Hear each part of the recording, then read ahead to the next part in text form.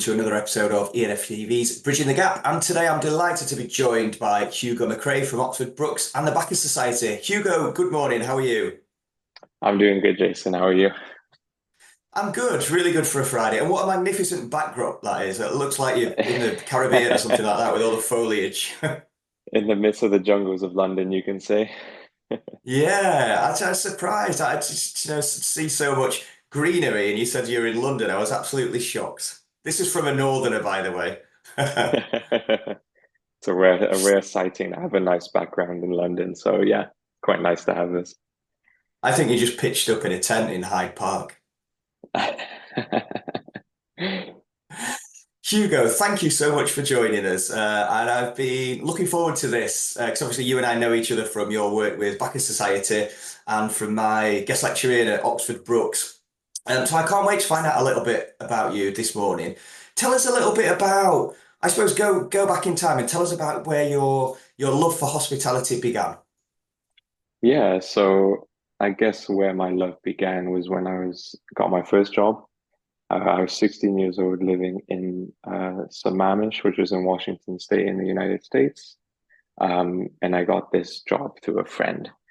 It was just a casual thing for high schoolers to be working with the elderlies in a restaurant. And so I just started there as a part-time to make some money on the side.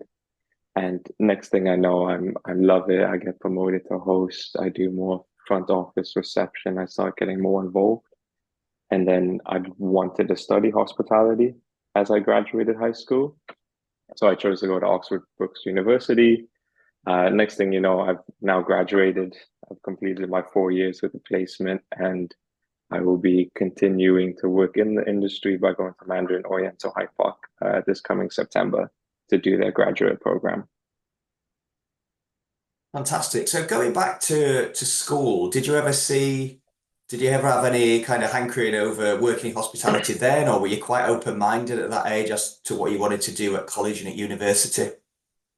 So back in high school, didn't have much of an idea. I think going into my final year, senior year is what they call it there. Um, I really knew that I kind of wanted to do hospitality. So I started looking at places to go. And I just had this idea of coming back to England, to live in England, knowing London and being Oxford is an amazing place too. So I applied to a couple of places kind of in England, the University of Surrey, West London, Oxford Brookes. Edinburgh, Napier was one that I chose to, but I ended up choosing Oxford Brookes after visiting the campus. And they had a terrific teaching term and it included a placement year. The support was there, and I thought, this is where I could start my career going forward. And I'm very happy with the decision that I made because I've completely changed in the way that I think of management, people, coaching, everything like that from what I got taught. Um, Putting that into my placement year, experiential learning and everything. And now, being completely done, I'm just very happy with where I am at the moment. I've got my next steps for the future done, you could say. That sounds promising. Tell us a little bit about Oxford Brookes and your experience there. Yeah, so Oxford Brookes, I mean, it's the whole university is quite a big university with a couple thousand students coming in every year. Um, but I had more of a focus with the business school. So the Oxford Brookes Business School is where I had my ambassador role. So I was advocating to prospective students to tell them about the course and life at the business school, as well as doing marketing, promotional videos for the business school and kind of just demonstrating and showing future students, current students, it could be too, what it's like to study at Oxford Brookes, and show them that the support for studies are there. You have welfare, help, everything. And then life in Oxford as well, what it offers, what you can do. And it's not like you're fully engulfed in studying at Oxford Brookes. Um, if you have a well balance between your study time and outside of university, it's a perfect balance to have the amazing 3, 4 years at the university, which you can definitely take for granted. Oxford Brookes obviously stood out for you when you went around the different universities you were considering joining. What was what were the factors that made it stand out to you over and above the other ones that you mentioned? So for me, the first instinct, I think for everybody, was to look at the rankings. The university's specific hospitality degree was ranked quite highly. So I was like, okay, this is promising. And then I did a little look at the lecturers, the way that it's structured and everything. So you could see that there's not an overload of exams. It's more about business reports, demonstrating your academic research, writing a dissertation.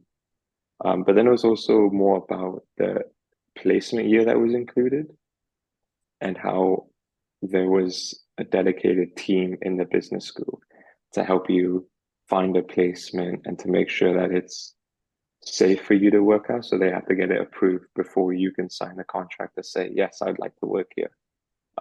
So all in all, it just sounded like a safe environment. They had the infrastructure to be able to be a successful student and to really get the most out of it. And that placement year, just expand on that a little bit. What was that like? Where did you go? What did you learn? And did it shape you into the man you are today? Yeah, so I went on placement after my second academic year.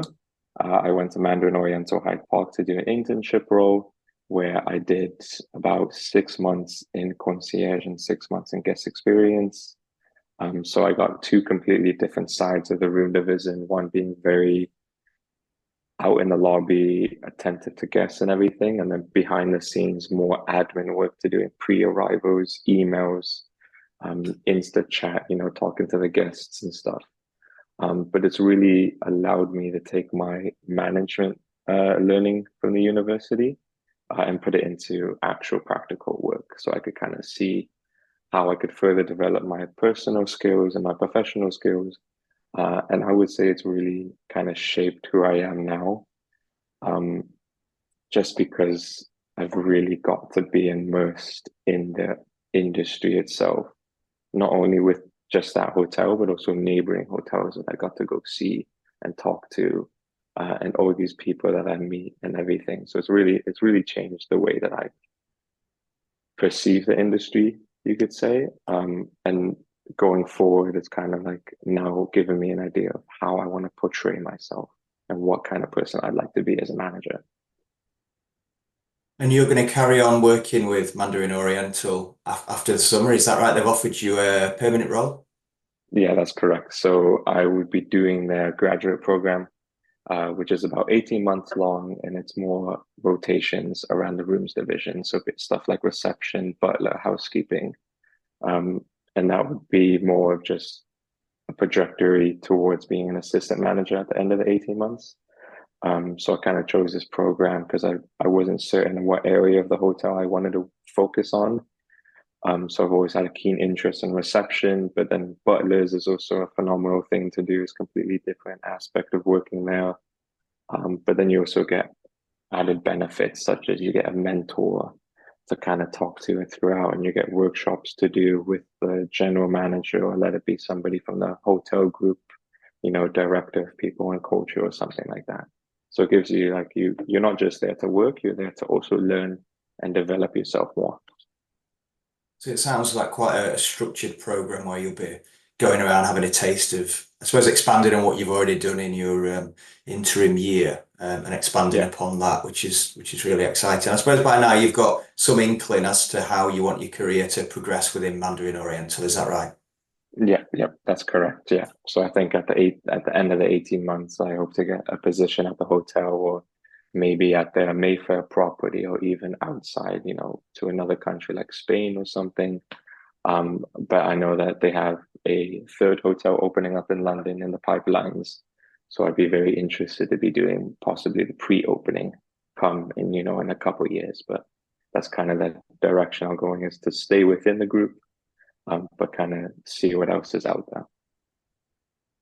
Have you decided that you'd like your career to be within the luxury market then within hotels? Yeah, definitely. Yeah, I think the luxury market, especially in London, it's developing rapidly. There's a lot of stiff competition in the local areas, and the demand for luxury is just going up. So I think it really puts you at a level that you have to perform well and just be an outstanding individual in the industry. And it's always good fun to kind of see, celebrities every now and then. It's also kind of fun to see at the hotel. Yeah, absolutely. I joined the Oxford Brookes students on a tour of Raffles a couple of months ago, and I think they were so impressed. I think there'll be many Oxford Brookes students like you looking to pursue a career in luxury because that absolutely blew us away. We were given a behind the scenes kind of tour of, the kitchen and the restaurant, got to talk to different staff, and obviously saw the magnificent bedrooms and conference rooms, and a lot of the students went away really inspired by that. So I can kind of, yeah, I expect more from Oxford Brookes to be pursuing a career in luxury, without a doubt. Yeah, definitely. I became aware of you through Bacchus Society, which I was intrigued by. Tell us a little bit more about what Bacchus Society is and what your involvement throughout your studies was. Yeah, definitely. So I was a part of the Bacchus Society for all my academic years at the university. And doing the placement, I had a couple contacts that I was like, if they came to visit by the hotel when I was on placement, I gave a speech and everything. But I really got involved with it in my first year. I know the lecturers were talking about this student-led society, and then I also saw that they were recruiting for positions. So I was, fresh out of high school, fresh to university, got a whole new life going, whole new chapter of my life. So I was like, why not get involved with it? So I signed up to be an events coordinator, which I was for the whole year. Then come my second academic year, I became an events manager. And then this last year, just now, I was the president, so I was leading the society. And basically, it's just a community of students and alumni, lecturers, and industry professionals to just create this relationship between the students and professionals to help us transition out of university and to get the excuse me, to get the best out of it, you could say. So to get the connections that you'd want, possible jobs, placements, internships, as well as any knowledgeable insights that could be useful going forward.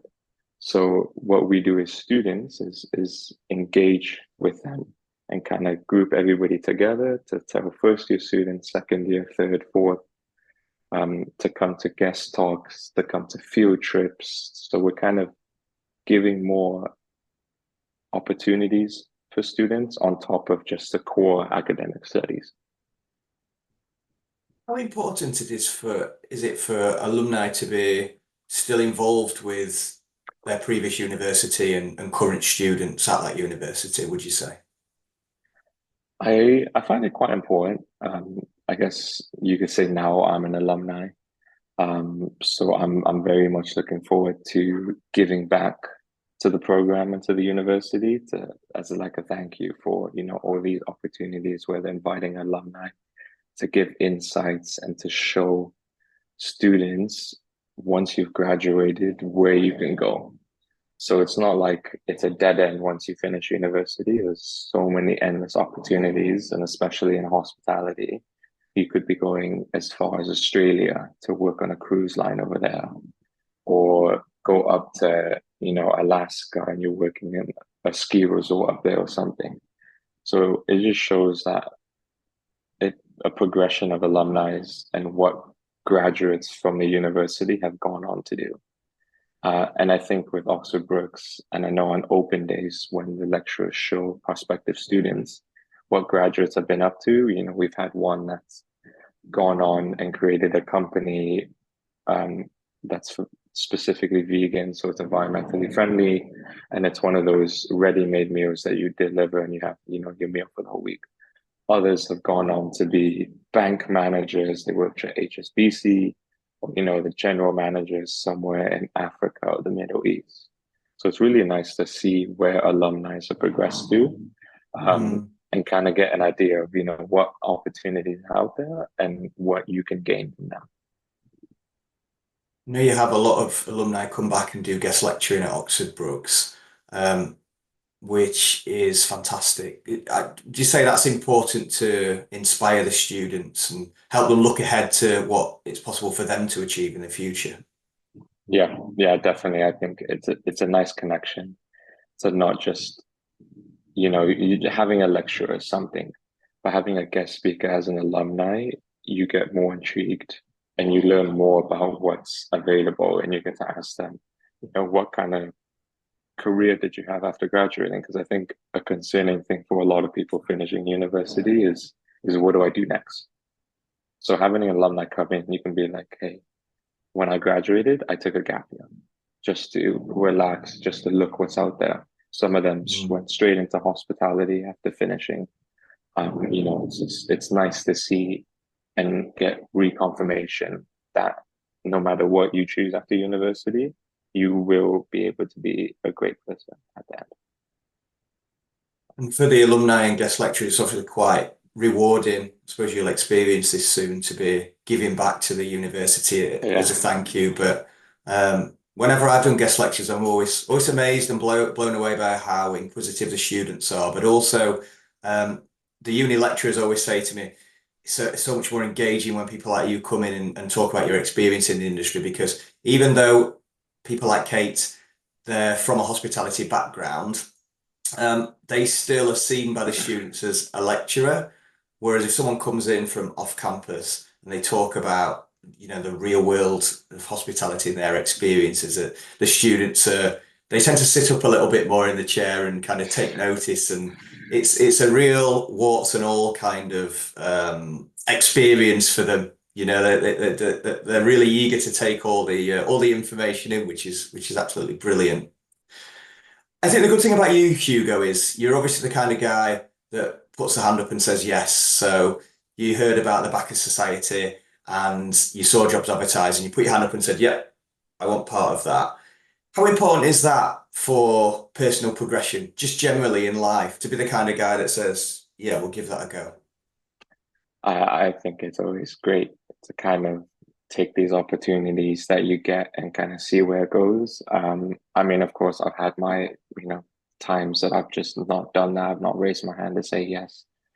Sometimes I'm happy that I haven't done that. Sometimes I do regret it. But I think this last year in general, I've really just taken, you know, initiative to do all these different things and to, as we were going saying, Kate earlier, she's managed to organize a lot of field trips, and I was just like, oh, I'll go. I went to most of her field trips. I think I missed maybe one or two just because I had other commitments going on. But it's really a great opportunity to take what you've been given and not take it for granted because there's time, money, effort spent behind it. And if you don't take that opportunity, you may have missed out something.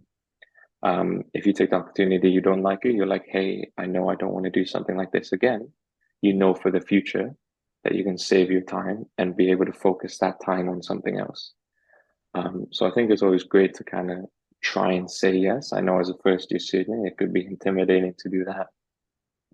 This year, I had a first year student on the committee, and he's really been like, wow, for a first year student, this guy is there, always raising his hand and saying yes. He's been Yeah. great.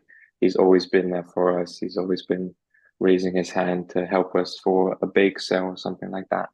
And that just shows that he's progressing already and that he most likely will going forward always be saying yes, always progressing personally and professionally more. Um, but of course, some students wouldn't want to do that. And of course, that's why we try and make a big, larger events so they don't feel intimidated, so that they can come by, but kind of hide in the background and listen to what's being said and what's being discussed. And I suppose everybody's got their own idea of putting themselves out of the comfort zone. For someone like you, being president of the Bacchus Society was putting yourself out of your comfort zone in order to enable personal growth. For someone else, it may be something that we may perceive as lesser and just turning up at some of the events, maybe totally out of someone's comfort zone. So it's all relative, isn't it, to our own idea of that.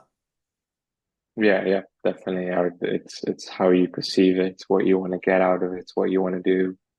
Um, that's why it's kind of something that you'd always have to remember, especially as I was managing the society, running everything. I'd have to remember, hey, what do the students want? What's best for them? How can we get more people saying yes? How can we get more involved? But as well as I'm out there trying to get people in, so industry professionals. So this is where I rely on alumni, as I've always get in contact with. So some guest speakers that we had this year were alumni that I know personally, because when I started my first year, they were in the Bacchus Society, or they were a Yeah. student that I knew. And going forward, you can see their progression. So that's why I try and tell people that being an alumni, when there's an alumni talk, is best to take that um, opportunity. Even if you don't want to be there the whole time, maybe sit at the back, have a list, and you don't have to say anything. Just sit there, Yeah. take it all in, and then you can get out of it what you want to do with it. Hugo, thank you so much for joining me this morning. It's been a genuine pleasure to chat to you. And I presume if any students, recent grads want to connect with you, ask you any questions, that they can do that maybe via LinkedIn is the best medium Yep. for that, is it? Yep, I'm always on LinkedIn. It's almost like my second Instagram, you could say. I'm Yeah, me always having too. a quick look to see what's happening. But yeah, best if anybody has any questions or wants to reach out, know about myself or anything in the industry, it's more than happy to send a quick message on LinkedIn. Brilliant. Thank you for that. Listen, have a brilliant summer. I can't wait to keep checking up on your career and seeing you shoot for the stars and rise through the ranks in the luxury market. And yeah, have a brilliant summer. And then it's yeah, pedal to the metal again on in September when you rejoin Mandarin. Yep, definitely. I will be enjoying my time off until September. But thank you so much for having me, Jason. It's been a delight. I'd love to have gotten involved, and we'll definitely be keeping in touch. Fantastic. And that's all we've got time for this week. Like and share the video because it helps us attract really cool guests like Hugo Macrae. Bye bye. Here we go!